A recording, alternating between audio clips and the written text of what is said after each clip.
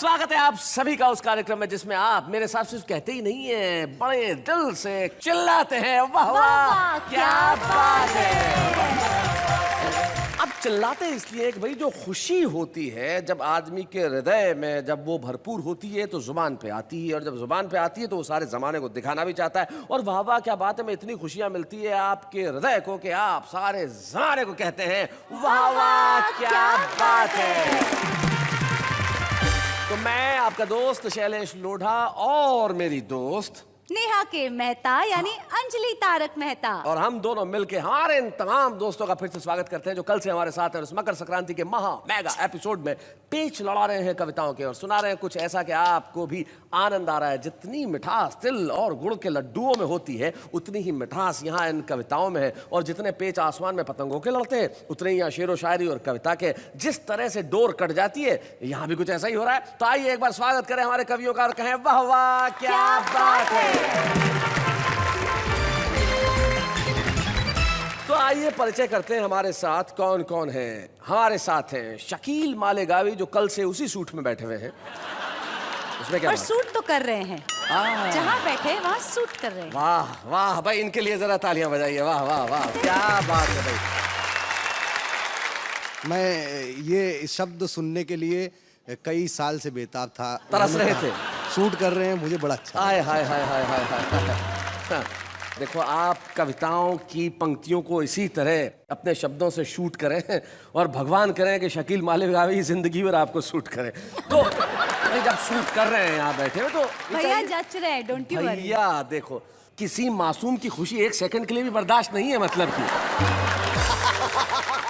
बड़ा छोटा दिल है इनका। लेकिन जो अनीता सोनी है वो मोहब्बत के गीत लिखती हैं, बड़ा दिल है उनका। इंदौर से हमारे बीच में आती हैं और मोहब्बत के गीत वही लिख सकता है जिसका दिल बहुत बड़ा हो। और वैसे महिलाओं का दिल छोटा होता है और पुरुषों का बड़ा होता है। मैं साबित करता हूँ कैसे। महिलाओं का दिल इतना छोटा होता है कि एक वक्त में सिर्फ एक पुरुष आ सकता है,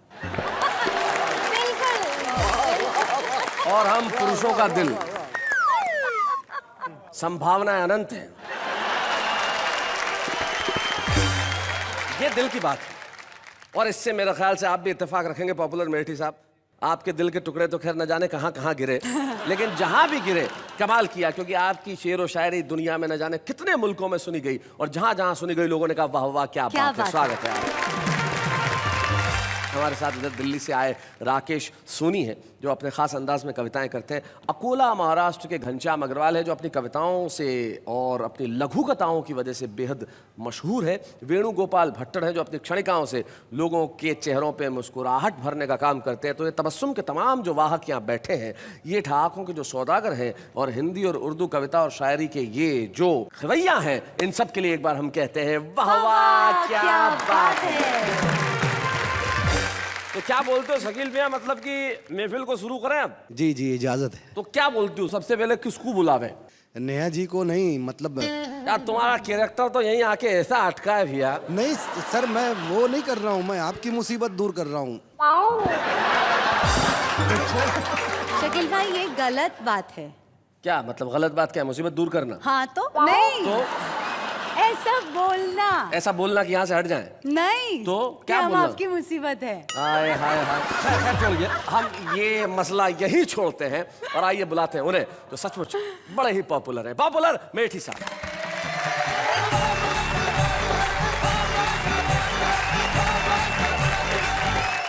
मैं चार चार पंक्तियाँ आपके समक्ष रख रहा हूँ। इरशाद सुनाए पॉपुलर भाई। कि जुबैदा, करिश्मा, करीना, नसीमा, अगर कोई हो तो मुझे माफ कर दें। जुबैदा, करिश्मा, करीना, नसीमा, चलो आज सबको दिखा दूं सनीमा। मेरी उम्र क्या है ये क्यों पूछती हो, कहीं इश्क का जोश होता है धीमा। जुबैदा, क्या बात। कुछ अनीता कुछ कहना चाह रही थी आप इस पे? उम्र का, बालों का, दिखने का, रंग का मेरे ख्याल में शैलेश जी कोई महत्व नहीं है, मतलब नहीं है, क्योंकि दिल का लगाव रखते हैं दिल के लगाव से। मिलता नहीं स्वभाव किसी के स्वभाव से। हम प्यार करने वाले भी कितने अजीब हैं, दरिया को पार करते हैं कागज की नाव से। लेकिन आप मोहब्बत की इनसे उम्मीद न रखें, क्योंकि गर्मी नहीं मिलती बुझते अलाव से। शैलेश जी, हाँ आपकी बात के लिए 4 पंक्तियां आपको समर्पित करती हूँ। जी। यूं तो गम सारे जमाने के उठा सकती हूँ, हाँ। प्यार से गैर को मैं अपना बना सकती हूँ, और जिद पे आ जाऊं मैं सोनी तो जमाना देखे, आग नजरों से मैं पानी में लगा सकती हूँ। इन्होंने मिश्रा अभी शेर पढ़ा, पानी में आग लगा सकती हूँ, जी। तो मैं इनसे गुजारिश करूंगा, देश में गैस की बहुत तकलीफ है, आप आंखों से आग लगाते फिरे। और ये 4 मिसरे देखें कि इस कदर हमने कलेजे को जला रखा है, दिल को अब आह का गोदाम बना रखा है। आह का गोदाम। और तुम ना माने तो कहीं और करेंगे इन्वेस्ट, ऑप्शन और भी लोगों का बचा रखा है। और ये 4 पंक्तियां देखें कि किस कदर गंभीर होकर इश्क फरमाता हूँ। गंभीर होकर, किस कदर गंभीर होकर इश्क फरमाता हूँ मैं, देखता है जब कोई उसको तो शर्माता हूँ मैं। सब मिटा डाले हैं मैंने दरमिया के फासले, चोट उसके पाँव में आए तो लंगड़ाता हूँ मैं। और ये 4 पंक्तियां देखें कि आशिकी भी दोस्तों क्या क्लासिकल संगीत थी। आशिकी भी दोस्तों, आशिकी भी दोस्तों क्या क्लासिकल संगीत थी, राग तोड़ी जाने क्या था, जाने क्या गाते रहे, जिंदगी भर इश्क का इजहार करने के लिए वो भी हकलाते रहे और हम भी हकलाते रहे। कि बात तो जब है मिलाओ इस तरह मुझसे नजर, जैसे टकरा दे कोई शमशीर से शमशीर को, ऐसी सूरत में निशाना कोई बन सकता नहीं, कैसे तीर अंदाज हो सीधा तो कर लो तीर को। बात तो जब है, और फूल से जख्मों का मरहम ढूंढती रह जाओगी, फूल से जख्मों का मरहम ढूंढती रह जाओगी, अपना हमदर्द और हमदम ढूंढती रह जाओगी, जब कभी सूरज की किरणें तुम पे डालेंगी नजर, तुम मुझे मेरी शबनम ढूंढती रह जाओगी। और देखें कि उसकी हर बात मेरे बूते से बाहर निकली, मेरी सौगात भी मेरे लिए ठोकर निकली, रोज डंडे लिए हाथों में खड़ी रहती है, जिसको मैं बीवी समझता था वो शौहर निकली। और तुम क्या समझोगे तमाचों का हुनर, तमाचों का हुनर, तुम क्या समझोगे तमाचों का हुनर, जिंदगी बीवी ने ये गुलजार की, और मैं तो टॉनिक ले रहा हूँ सुबह शाम, देख लो सुर्खी मेरे रुखसार की। कि एक्सरे देख के बेसाख्ता सर्जन ने कहा, तेरे भेजे में भी एहसास का कांटा निकला, और हुस्न वालों ने बहुत जम के किया है पथराव, तेरे सर में तो बड़ा काम रफू का निकला। क्या बात है, बहुत अच्छे। और ये 4 पंक्तियां और कि खूब हंसते हैं तेरे अब्बा जी, उनको मैं गम से आशना कर दूं, खूब हंसते हैं तेरे अब्बा जी, उनको मैं गम से आशना कर दूं, मेरे दिल में बस इतनी ख्वाहिश है तेरे घर में मुशायरा कर दूं।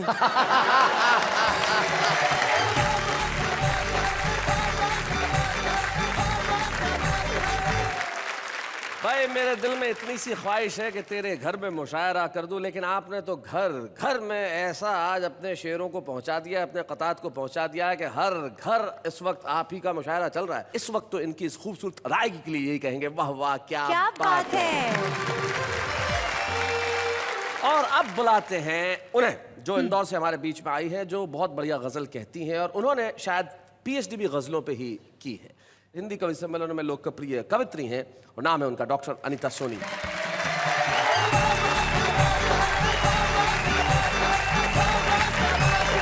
अनीता जी स्वागत है आपका। Oh Neha, thank you. Oh my God. चलिए कविता शुरू करते हैं। 4 पंक्तियां पढ़ती हूँ कि यहाँ आकर आज मुझे कैसा लग रहा है। जी। कांटों पे चल के आज तेरा प्यार पा लिया, वाह वाह। हर बूंद को लहू की सितारा बना लिया, पतझड़ दिए थे इश्क ने सौगात में, मगर पतझड़ दिए थे इश्क ने सौगात में, मगर मैंने समय की जेब से सावन चुरा लिया, मैंने शुक्रिया। आप इतना अच्छा आपने सुना, दाद दी। 4 पंक्तियों के आप हकदार हो गए हैं। स्वागत, सुना। मोती को आसमान का आंसू बना दिया, वाह। तारीफ करके हुस्न को जादू बना दिया। हर झूठ अच्छा लगता है उसकी जबान से, खुद फूल बन गए मुझे खुशबू बना दिया। ऐसे ही उसने आज उल्लू बना दिया। ऐसा नहीं है शैलेश जी, महिलाएं उल्लू ही नहीं बनाती। आप सबका हमारे घरों उल्लू में पालती जरूर है घर में एक एक। ऐसा ना सोचें। आप सबका, आप पुरुषों का हमारे घर में, हमारे स्त्रियों के मन में क्या स्थान है, क्या जगह है। 4 पंक्तियां आपको समर्पित करती हूँ और नेहा की तरफ से करती हूँ। जी। न हो जब हम सफर, कोई सफर अच्छा नहीं लगता। क्या बात है। तो रंगो नूर बरसाता नगर अच्छा नहीं लगता। क्या बात है। वाह वाह। अगर तन्हाइयों को बांटने वाला न हो कोई, अनीता सोने चांदी का भी घर अच्छा नहीं लगता भाई। क्या बात है। बहुत धन्यवाद शैलेश जी। और अब आप सहमत हो गए होंगे कि आपका कितना सम्मान है दिलों जी, में, जी, घरों जी, में, बिल्कुल। आप सबका, आप सब सुनने वालों का। शकील साहब के यहाँ एक बार कवि सम्मेलन में मुझे जाना हुआ था। इनके घर पर मेरा रहना हुआ। इनकी धर्मपत्नी से मैंने कहा कि भाभी जी, शकील साहब तो बहुत ही उम्दा किस्म के शायर और इतने बड़े नाज़िम मुशायरा है। तो उन्होंने कहा, अरे अनीता जी, ये सब हाथी के दांत है, ये देखने के हैं।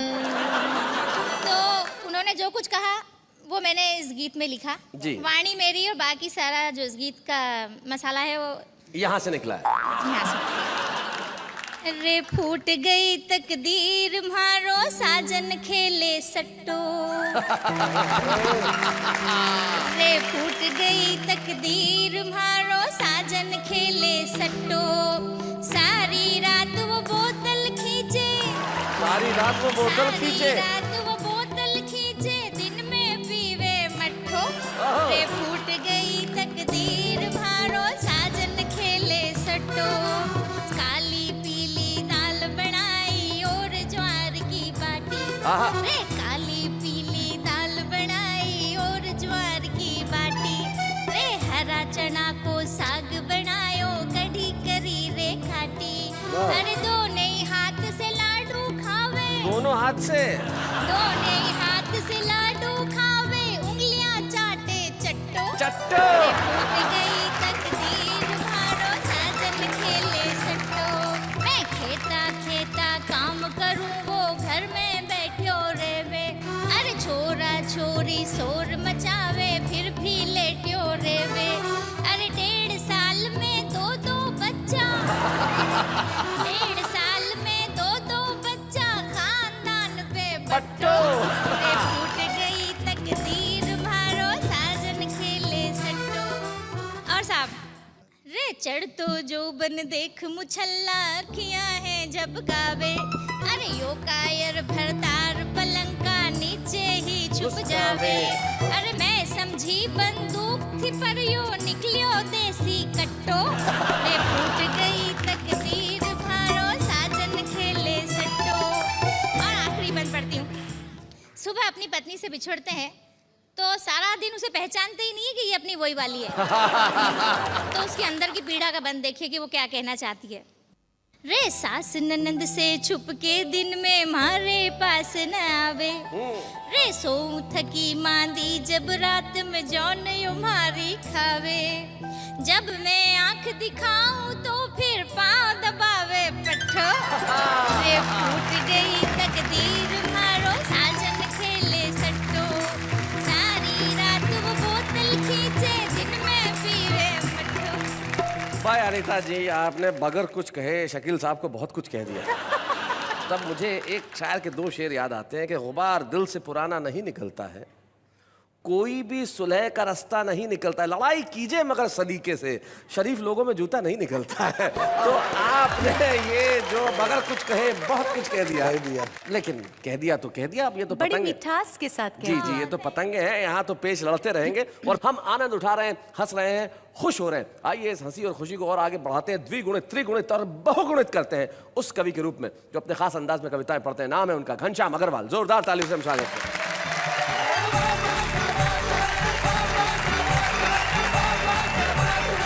आप सबको प्रणाम करता हूं। एक सच्चा व्यंग्यकार किसी के बाप को नहीं छोड़ता और व्यंग लिखने पे आ जाए तो अपने आप को नहीं छोड़ता। क्या बात है, वाह वाह वाह, बहुत अच्छा। कवियों में बड़ी एक कमजोरी होती है, श्रोता मिला के कविता पेल दे।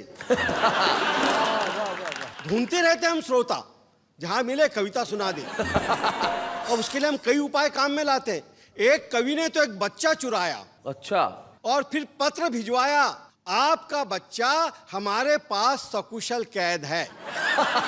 बच्चे की रिहाई के लिए आज रात मेरी कविता सुनने कवि सम्मेलन में आना पड़ेगा। बहुत अच्छे। कवि सम्मेलन के बाद बच्चा घर लौटा देंगे। खबरदार, जो पुलिस की मदद ली तो बच्चे को 40 कविता सुना देंगे। श्रोता तलाशते रहते हैं। अभी मकर संक्रांति पे तो हमारे कवि मित्र अपने पतंग पे मुक्तक लगा के उड़ाता है, किसके बाप की ताकत ने काटने का। एक दो ने उसकी पतंग काटी, मुक्तक पड़ा, पतंगबाजी छोड़ दी। और यह रचना मैं आपको सुना रहा हूं, कवि नियोजन, और यह रचना मैं शैलेश जी को समर्पित कर रहा हूं। जी। जब आदमी का दिमाग आधा खराब हो जाता तब वो कविता लिखता है, और दिमाग पूरा खराब हो जाता तब वो कवि सम्मेलन भराता है। उस दिन हमारे ऑफिस में परिवार नियोजन सप्ताह मनाने की बातें चालू थी। अचानक मेरा दिमाग जो हमेशा आधा खराब रहता है उस दिन पूरा हो गया। मेरे से मुंह से निकला, एक कवि सम्मेलन रख लो। ऑफिसर बोले पैसे बहुत लगते हैं, तो मैं बोला लोकल कवि सम्मेलन रख लो। बेचारे लोकल कवि तो चाय पीकर ही कविता सुना देंगे। साहब, मैंने दूसरे दिन अखबार में छपा दिया कि आज 9 बजे परिवार नियोजन का कवि सम्मेलन होने वाला है। मैं समझा कि हजारों की संख्या में पब्लिक आएंगी तो परिवार नियोजन का प्रचार होगा, मुझे प्रमोशन मिलेगा। पर वहां सिर्फ 200-250 आदमी आए थे। मैं माइक पे अनाउंस किया, जो कवि उधर उधर बैठे हैं कृपया मंच पर आओ। मेरा इतना बोलना था, 250 में से 225 आदमी उठ मंच की ओर भागे। 225 आदमी उठ के मंच की ओर भागे। मंच पे बैठने को झगड़बा लागे। सामने 10-15 श्रोता बैठे थे। मैं दिल में बोला, इससे तो आपा श्रोता सम्मेलन भराता तो ज्यादा फायदे में रहता। मैंने उनसे कहा, मैं इतने कवियों से कविता नहीं पढ़ा सकता, तुम अपना नाम लिखकर दे दो, मैं लॉटरी सिस्टम से 15 नाम निकालूंगा।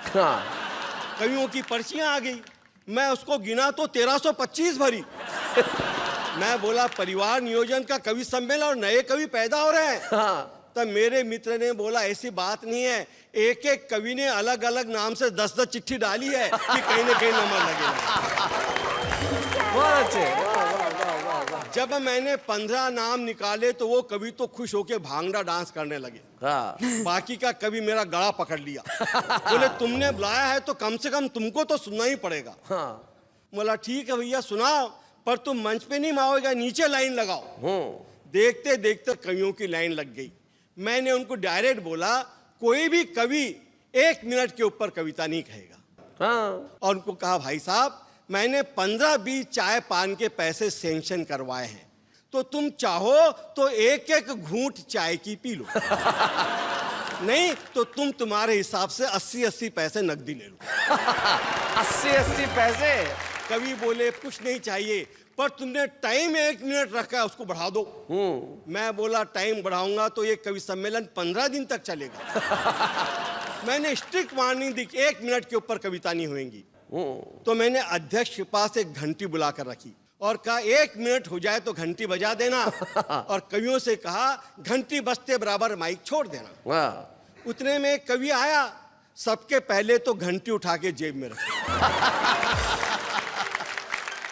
और बोला मेरी कविता का शीर्षक है ना रहेगा बांस ना बजेगी बांसुरी। क्या बात है, वाह वाह वाह वाह, बहुत अच्छे।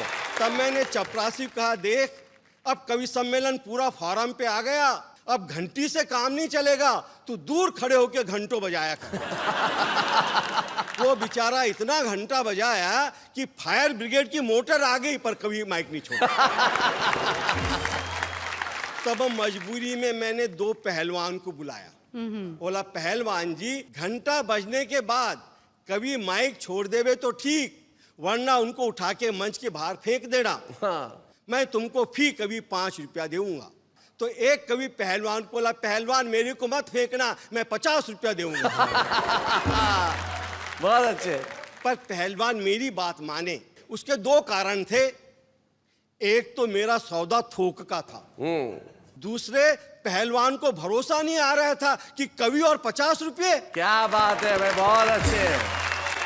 बड़ी मुश्किल से हम 15-20 कवि को उठा के बाहर फेंके, पर मैं देखा लाइन उतनी की उतनी, क्योंकि जिस कवि को उठाकर बाहर फेंकते वो दौड़ के फिर से लाइन में लग जाते। तब मैंने चपरासी को कहा, तू पिछले हिस्से में खड़ा रहे और ख्याल रख, जो शक्ल तुझे एक बार माइक पर दिखे वो शक्ल लाइन में नहीं आनी चाहिए। हाँ।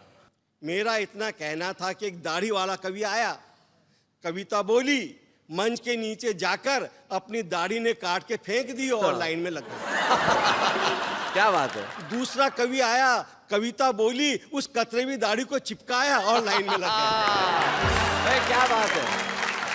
मैं समझ गया लाइन में कुछ न कुछ मिस्टेक है। हाँ। मिस्टेक। मैं लाइन की चेकिंग करने गया तो क्या देखता हूँ, उस लाइन में 4-5 बच्चे 6-7 साल के भी खड़े थे। मैंने एक बच्चे से बोला, क्यों रे, तुम भी इस कच्ची उम्र में कविता लिखते हो? बोले, नहीं, हम ऐसा गंदा काम नहीं करते। कविता तो हमारे अंकल लिखते हैं, पर वो चाय पीने को बाहर गए तो नंबर लगाने के लिए हमको बैठा दिया। इसीलिए मैं छोकम कविता, बहुत कम कविता सुनाता हूँ, और इसके पहले आप पहलवान को बुलाए, मैं घर जाता हूँ। क्या बात है, वाह वाह वाह, बहुत बढ़िया।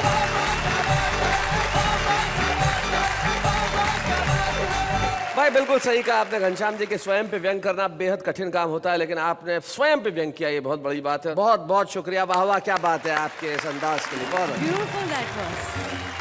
लेकिन सचमुच कुछ कवि होते हैं इतनी लंबी सुनाते हैं कि पता ही नहीं चलता।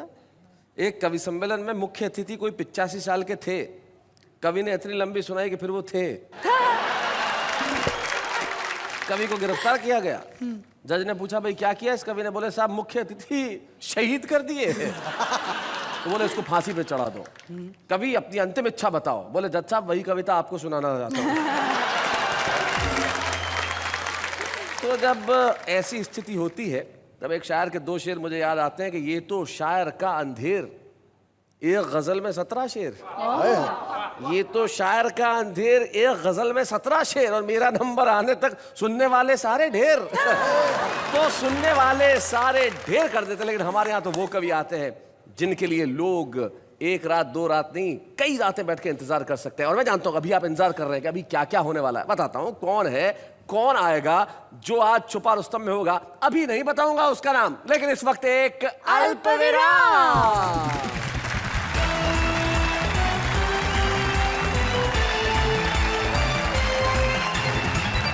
स्वागत है फिर से आपका उसी कार्यक्रम में जिसका नाम है वाह वाह क्या बात है। रोज सुबह एक अलग सुबह होती है। रोज सुबह एक अलग सुबह होती है। वाह क्या मिसरा है। पर ये संक्रांति के दिन की जो सुबह होती है, वाह, वो कैसी होती है? ये सवाल है या कविता है? नहीं, आप कैसे मनाते हैं? मैं रंग खेलता हूँ उस दिन।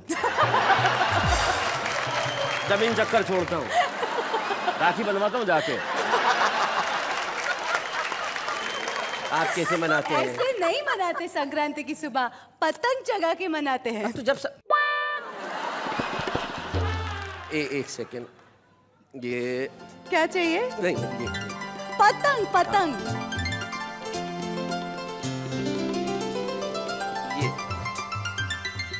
ये पतंग आप देख रही हैं? हाँ। मकर संक्रांति के दिन छत पे जाके हम पतंगे उड़ाते हैं। समझ गई आप? जी। आपको समझ में आ गया? हाँ। हे भगवान।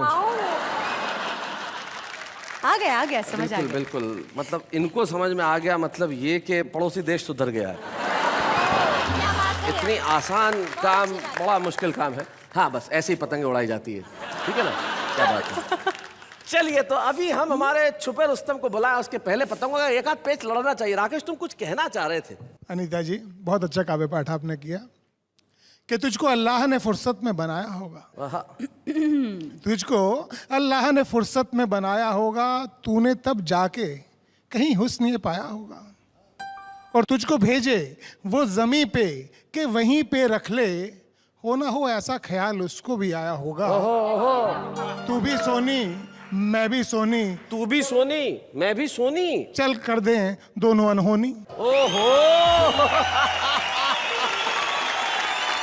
बात अगर प्यार की है तब तो मैं कहना चाहूंगी कि मेरे जख्मों को मेरे अश्क ही सहलाते हैं। वाह वाह वाह वाह, जब भी मैं उनको पुकारूं वो चले आते हैं। क्या बात है, क्या और बात। प्यार की राह में मुझको ही तो मंजिल न मिली, वाह। लोग तो चांद पे जाकर भी पलट आते हैं। तो सोनी जी, प्यार के लिए तो बहुत देर हो गई है, हमारी उम्र निकल चुकी है। प्यार भले ही कर ले, हाँ। पर जिंदगी इतनी सीधी सादी नहीं होती। जी जी जी, दोनों के सरने में एक हो तो हिंदुस्तान में शादी नहीं होती। सही बात। इनकी तरफ से 4 पंक्तियां जी जी जी जी जी जी। कि रोज ही जाना मुझे पड़ता है अब थाने को। हाँ। सुबह से शाम ही हो जाती है घर आने को। कभी घूंसे, कभी लाठी, कभी उठक बैठक, ये गिदा मिलती है लैला तेरे दीवाने को। काफी सारे पतंगे उड़ रही है कब से, कविताओं की ये है वो है। आसमान में भी काफी सारे पतंगे कटती है, उड़ती है, चढ़ती है। एक आध पतंग ऐसी होती है जो एकदम स्टेडीली वो अपना काम करती ही रहती है, सेल करती ही रहती है। वैसे वो जो सर है अपने, इस उम्र में पतंगे ऐसे ही उड़ती है। नेहा, एक मिनट भाई और बहनों, आप तो सारे बड़े रुस्तम हिंद हैं सारे लोग, इस बहस को न जाने कहाँ तक ले जा सकते हैं। लेकिन हमारा छुपा रुस्तम जो एक बहुत ही प्रतिभाशाली और बहुत ही संभावनाशील कवि है, एक ऐसा कवि जो सारी दुनिया में अपना नाम करने को बेताब है, जिसकी कविताएं मुझे भी बड़ी पसंद हैं। भारतीय रेलवे में वैसे काम करते हैं, लेकिन हिंदी कविताओं के बड़े ही अच्छे सर्जक हैं। नाम है उनका मुकेश गौतम।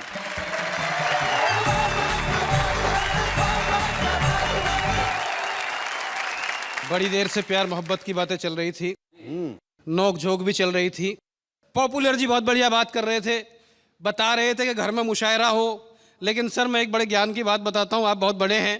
पहले किसी शहर में एक आध कवि होता था जी, उस कवि के नाम से शहर की पहचान होती थी। बाद में एक एक शहर में 10-10 कवि होने लगे। यहाँ तक भी लोगों ने झेल लिया, एक एक गली में 8-8, 10-10 कवि होने लगे। यहाँ आके मामला बिगड़ गया। लेकिन शैलेश भाई, सबसे बड़ी हालत खराब होती है जब जब एक घर में एक से ज्यादा कवि हों। और अगर मैं साबित कर दूं तो बताना कि एक कवि और कवियत्री ने आपस में शादी रचाई। सुहाग रात में घूंघट उठाते ही दूल्हे ने दुल्हन को 6 गजल सुनाई। फिर दुल्हन ने 5 गीत, 4 रुबाई। फिर दूल्हे ने अपने 6 गीत सुनाए। फिर दुल्हन ने अपने पुराने गीत गुनगुनाए। दोनों का कवि सम्मेलन रात भर चला। दोनों ने एक दूसरे को खूब दाद दी और दोनों को सुबह याद आया आज तो सुहाग रात थी।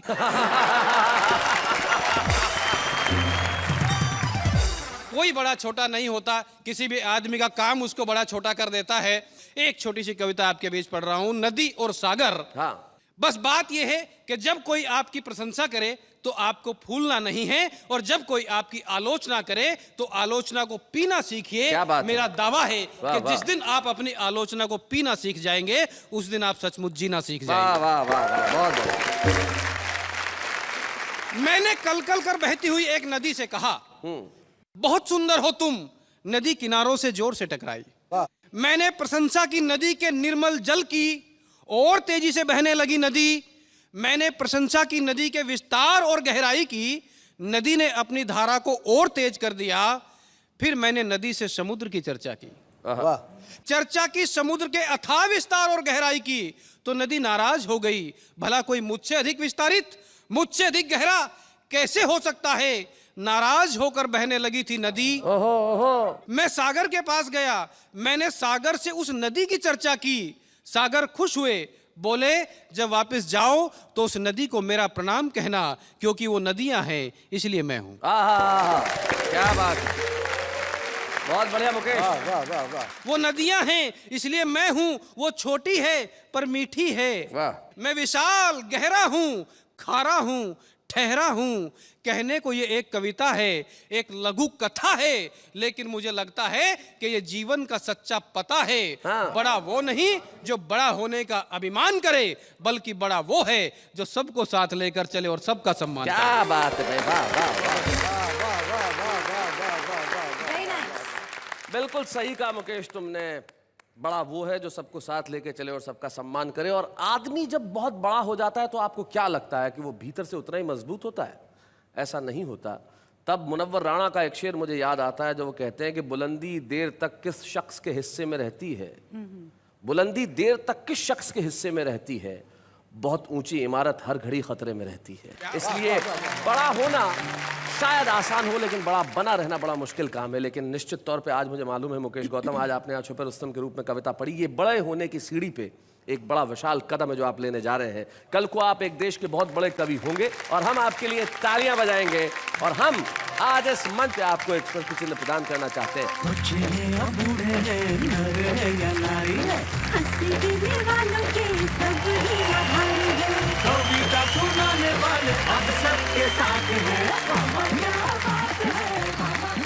तो अभी आपने देखा कि नई पीढ़ी के मुकेश गौतम ने अपनी कविताएं सुनाई और बहुत अच्छे ढंग से सुनाई। आज ये छुपे रुस्तम है, लेकिन कल को सारी दुनिया में इनका नाम होगा। इसलिए आज याद रख लीजिए, कल को आप कहेंगे कि हमने याद नहीं रखा, रख लीजिए, मुकेश गौतम है इनका नाम। स्वागत है फिर से आपका उसी शो में जिसका नाम है वाह वाह क्या बात है। जब पतंगों की बात चलती है तो निश्चित तौर पे खुशियों की बात होती है। जब इतने सारे रंग आसमान में होते हैं तो क्या कहा जाए। लेकिन आदमी के जो दिल की पतंग है वो जब उड़ती है तो वो कहीं भी जा सकती है, उसका कोई ठिकाना नहीं होता। और आम आदमी की दिल की पतंग जब कविता बनकर उड़ती है तब क्या होती है, जरा देखते हैं। घरवाली से ज्यादा मुझे साली की याद सताती है, घरवाली से ज्यादा मुझे साली की याद सताती है, क्योंकि यार केक के साथ चेरी फ्री आती है। आपके स्माइल ने सारे जहां को हिला दिया, आपके स्माइल ने सारे जहां को हिला दिया, कोमा से जगे मरीज को परमानेंट सुला दिया। छम छम करती चांदनी टिम टिम करते तारे, छम छम करती चांदनी टिम टिम करते तारे, कोई भी SMS नहीं करता, बेशरम हो गए सारे। मैंने देखा है एक ही ड्रीम, मैंने देखा है एक ही ड्रीम, खाने के बाद मैं खाऊंगा बहुत सारी आइसक्रीम। आसमान में जितने तारे हैं, समंदर को जितने किनारे हैं, आंखों में जितने इशारे हैं, उतने ही स्क्रू ढीले तुम्हारे हैं।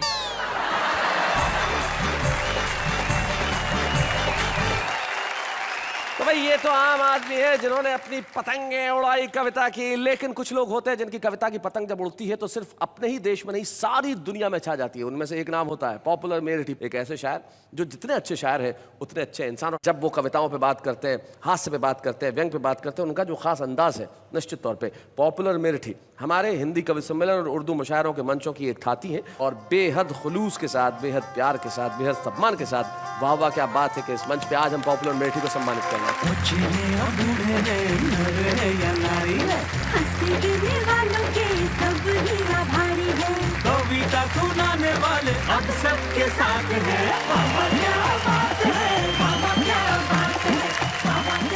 निश्चित तौर पे हम बेहद प्रसन्न हैं पॉपुलर मेरिटी साहब का यहाँ सम्मान करते हुए, क्योंकि हास्य व्यंग के क्षेत्र में निश्चित तौर पे उन्होंने जो काम किया है वो प्रणम्य है और वो सम्माननीय है। और बड़ा अच्छा लगता है जब जिसका सम्मान हो उसके परिवार का कोई सदस्य यहाँ उपस्थित हो। और बड़ी खुशी की बात है कि पॉपुलर साहब के भतीजे तबरेज यहाँ पे है। हम चाहते हैं कि वो इस माइक तक आए, मंच तक आए। जोरदार तालियां बजाएं। तबरेज जी, एक मशहूर शायर का भतीजा होना तो क्या क्या महसूस होता है? बहुत अच्छा महसूस होता है। और चाचा की ज़िंदगी मेरे लिए एक इंस्पिरेशन है जी, क्योंकि इतनी कामयाबी के बाद, इतना ऊंचाइयों के बाद, फिर भी उनकी सादा ज़िंदगी जो है उससे मुझे बहुत प्रेरणा मिलती है। क्या बात है, वाह वाह। इनकी कोई खास ऐसी कोई याद जुड़ी हुई है बचपन में जब इन्होंने तुम्हें कुछ चीज़ के लिए डांटा हो, पीटा हो? नहीं, बचपन का मुझे एक वाक़या याद आ रहा है जी। चाचा के साथ एक बार कहीं सफ़र ट्रेन में हुआ था, तो उसमें कुछ शायर भी थे। तो ट्रेन काफ़ी तेज़ चल रही थी, एकदम एक लेडी वहाँ से आई ट्रेन में। जो और वहाँ पे शायर वगैरह बैठे हुए थे उन्होंने कहा कमाल की औरत है। तो चाचा कहने लगे कि कमाल तो इनके देवर हैं, ये जमाल की औरत है। और इनका कोई खास घर में कुछ खास किसी खास किस्म की आदत है इनकी जो करते हैं? बहुत संजीदा रहते हैं। यहाँ स्टेज पे जो आप इनका रूप देखते हैं, इतना सबको हंसाते रहते हैं, सब लोग हंसते हैं इनकी कविताओं में, लेकिन घर में बहुत संजीदा रहते हैं। क्योंकि घर में चाची सामने रहती है इसलिए। लेकिन तबरेज़ बहुत बहुत शुक्रिया यहाँ आने के लिए। और पॉपुलर साहब, आपका हमने सम्मान किया और सबसे खुशी की बात यह कि मकर संक्रांति का ये जो पर्व है हमने सबने मिल के मनाया। जैसा कि मैंने कहा, हमारे त्यौहार आपस में मिलाने के लिए होते हैं, इसलिए मैं कहता हूँ हमारे लिए हिंदुस्तान सबसे महत्वपूर्ण चीज़ है, वो वतन जो हमारे भीतर बसता है। तब मुनव्वर राणा साहब व्यंग में एक शेर कहते हैं जो मुझे याद आता है। वो कहते हैं कि ये देखकर पतंगे भी हैरान हो गई, ये देखकर पतंगे भी हैरान हो गई, अब तो छतें भी हिंदू मुसलमान हो गई। क्या बात है। आइए Let's not do that. एक बने, नेक बने और कहें वाह वाह क्या बात है।